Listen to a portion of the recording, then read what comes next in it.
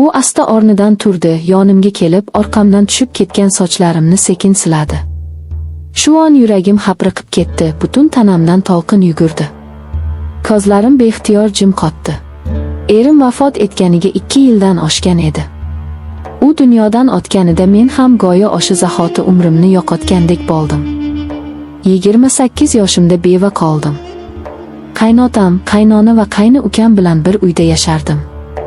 Kunlarim shu hovlida, shu odamlar orasida o'tardi. Qayni ukam Azizbek mendan 3 yosh kichik edi. Biroq u yoshiga yarashmagancha baquvvat, kelishgan, qo'llari quvvatli, doim hazilkash yigit edi. Oldinlari meni opa deb hurmat qilar, ko'pincha maslahat so'rardi. Lekin erim olgandan keyin uning qarashlari o'zgara boshladi. Go'yo ko'zlaridan ayta olmaydigan gaplari bor, ichida yashirin ot yonayotgandek edi. Men esa o'zimni qattiq tutar, ichimdagi bo'shliqni sabr bilan to'ldirishga urinar edim. Lekin ayol yuragi sezgir bo'ladi, odamning qarashidan ham nima demoqchi ekanini bilib oladi. Azizbekning nigohi ko'pincha sochlarimga, yuzimga tushar, orqamdan tushib qolgan zulfimni uzoq kuzatar edi. Bir kuni ertalab hovli jimjit payt edi. Qaynota va qaynona bozorda, uyda faqat men va Azizbek qolgandik. Oshxonada idish-tovoq yuvayotganimda u kirib keldi. Suv ichdida divanga cho'zildi. Keyin menga qarab, "Opajon, siz charchab ketgansiz", dedi ohista. Men jilmaydim. Ha, hayot oson emas. U asta o'rnidan turdi, yonimga kelib, orqamdan tushib ketgan sochlarimni sekin siladi. Shu on yuragim hapriqib ketdi, butun tanamdan to'lqin yugurdi. Ko'zlarim beixtiyor jim qotdi. Azizbek qo'lini tez tortib oldi, xuddi xato qilgandek yuzini chetga burdi. "Kechiring", dedi u past ovozda. "Men sizga bunday qarashim kerak emas edi." Men esa unga qarab jim qoldim. Yuragimda esa allaqachon nimadir o'zgarib bo'lgandi. Birinchi marta qayni ukam bilan oramizda yashirin his paydo bo'lganini tan olgandek bo'ldim. Kunlar o'tdi. Har kuni u men bilan ko'proq suhbatlashar, kichik ishlarda yordam berar, men esa o'zimni bilmagan odamday tutardim. Kechalari uy jim bo'lganda uning qadamlari eshitiladigandek tuyulardi. Bir oqshom yomg'ir yog'ib, hovli ichida sovuq tushdi. Men xonamda kitob o'qib o'tirardim. Darvoza yopiq, hamma yoq sokin edi. Shu payt eshik asta ochildi. Azizbek ichkariga bosh suqib, hijolat tortib, "Opajon, sovuqdan uxlay olmadim", dedi. Men unga qarab jim qoldim. U ichkariga kirdi. Yomg'irning shovqini tashqaridan eshitilar, xona ichida esa sukunat hukm surardi. U yonimga yaqinlashib, qo'li bilan yana sochlarimga tegdi. Uning qo'li sekin sochlarim ustida to'xtadi, men esa yuragimni qo'lim bilan ushlab olgim kelardi.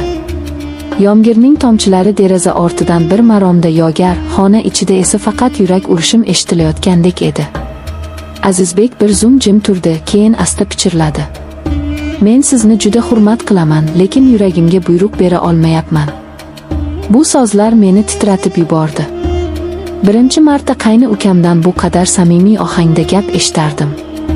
Ko'zlarimni yerga tikib jim qoldim. Go'yo sukutim bilan hammasiga javob bergandek edim. Shu kundan boshlab hayotim butkul boshqa ohangda davom eta boshladi.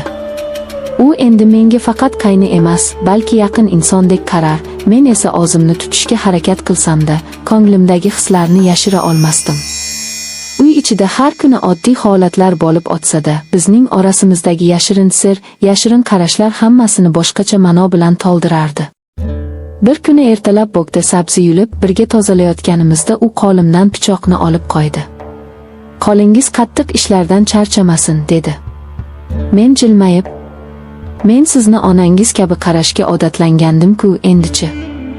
U esa past ovozda, "Men sizni boshqacha ko'ryapman, opajon." Bu gapni eshitib ko'zimda yosh qalqib chiqdi. O'zimni qattiq tutishga urinsam-da, yuragimdagi bo'shliqni u allaqachon to'ldira boshlaganini his qildim. Kechqurunlar hovli chetidagi supada birga choy ichib o'tirardik. Qaynona va qaynotam televizor ko'rib ovora bo'lishar, biz esa so'zsiz ham bir-birimizni tushunardik. Har safar choy quyayotganda qo'llarimiz tegib ketar, men titrardim, u esa nigohini chetga olar, ammo ko'zlari menga qayta tushishini bilardim. Bir kuni esa boshqacha voqea yuz berdi. Qishning sovuq kechalaridan biri edi. Elektr o'chib qoldi. Uydagilar deraza oldida chiroq yoqish bilan ovora bo'lishdi. Men esa xonamda o'tirardim. Shu payt Azizbek sham yoqib kirdi. Shamning xira nuri uning yuzini yanada jiddiy ko'rsatib qo'yar, ko'zlari esa yanada chuqur jilva berardi. U shamni stolga qo'yib, sekin yonimga o'tirdi. "Qo'rqmadingizmi?" dedi u. "Yo'q, faqat uy sokin bo'lganda yuragim tezroq uradi", dedim jilmayib. U esa menga tikilib qaradi, ko'zlarimga qadalgan nigohidan qocholmadim. Qoli yana sochlarimdan o'tdi. Bu safar men ortga chekinmadim. Faqat ko'zlarimni yumdim. Shu paytdan boshlab bizning taqdirimiz bir-biriga chirmashib ketdi. U meni asrabavaylar, ortiqcha so'z qilmas, ammo hislarini har bir harakatida bildirardi. Men esa ko'nglimda qo'rquv, hijolat, lekin shu bilan birga iliq bir tuyg'u bilan yashardim. Har kuni uning qadamlarini kutardim.